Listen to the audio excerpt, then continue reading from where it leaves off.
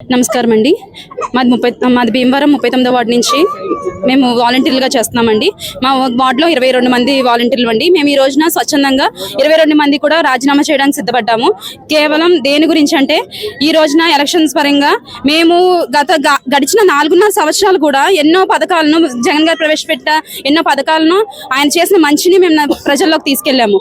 ఈ రోజున మేము ఆ విషయాలను నలుగురికి చెప్పడానికి లేదండి. మేము ఏదన్నా పని మీద మేము క్లస్టర్ లోకి వెళ్ళినా కూడా ఈ ఫొటోస్ తీసి మేము ఆ పైకి అప్లోడ్ చేస్తామని అయ్యని జనసేన పార్టీ వాళ్ళు టీడీపీ పార్టీ వాళ్ళు ఎంతగానో మనం బెదిరిస్తున్నారు. కావున మేము ఈ రోజున మేము స్వచ్ఛందంగా 22 మంది కూడా మేము రాజీనామా చేయడానికి సిద్ధమయ్యామండి. ఈ రోజు రాజీనామా లేఖ కూడా రాసి మేము అధికారులకు అందజేయడానికి మేము సిద్ధంగా ఉన్నాము. మేము ఇప్పుడు ఈ రాజీనామా చేశాక మేము స్వచ్ఛందంగా మేము హృదయపూర్వకంగా మేము జనాల్లోకి వెళ్తాము. జగన్ గారి గురించి మేము చెప్తాము. ఆయన మళ్ళీ సీఎం గా గెలిపించుకుంటాము. అదే విధంగా భీమవరం పట్టణంలో కూడా గన్సిన్ గారిని మేము ఎమ్మెల్యేగా గెలిపించుకుంటామండి. దానికి మేము అందరం సిద్ధంగా ఉన్నాము. కరోనా టైంలో మేము ప్రాణాలు తెగించి ఉద్యోగులు నిర్వహించాం. ఆ టైంలో మాకు కూడా కరోనా వచ్చి చాలా సీరియస్ అయింది. కానీ అప్పుడు మేము డ్యూటీలు చేసినప్పుడు ఏ నాయకుడు, జనసేన నాయకుడు కానీ టీడీపీ నాయకుడు కానీ ఎవరైనా వచ్చి ఒక శానిటైజర్ డబ్బా ఇచ్చే కూడా ఎవరు ఇవ్వలేదు మాకు.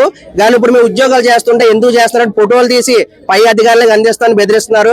మీరు ఎన్ని బెదిరింపులు ఇచ్చినా మేము ఈ రోజు రిజైన్ లెటర్ ఇస్తాము. రేపు పొద్దు నుంచి వార్డు మొత్తం తిరుగుతాము, ప్రతి ఇంటికి వెళ్తాము. జగన్ గారి చేసిన ఆ ప్రతి పనిని కూడా వివరించి ప్రూఫ్లతో సహా వాళ్ళ ఇంటికి ఎంత వచ్చిందో వాళ్ళ బ్యాంక్ అకౌంట్లు కూడా చూసుకోమంటాము. ప్రతి ఒక్కరికి కూడా వైఎస్ఆర్సీపీకి ఓటేసేలా చూస్తాము. భీమవరంలో గని శ్రీనివాస్ గారిని అధిక మెజారిటీతో గెలిపించడానికి మేము 22 మంది వాలంటీర్లు సిద్ధంగా ఉన్నాయని తెలియజేస్తున్నాం. జై జగన్.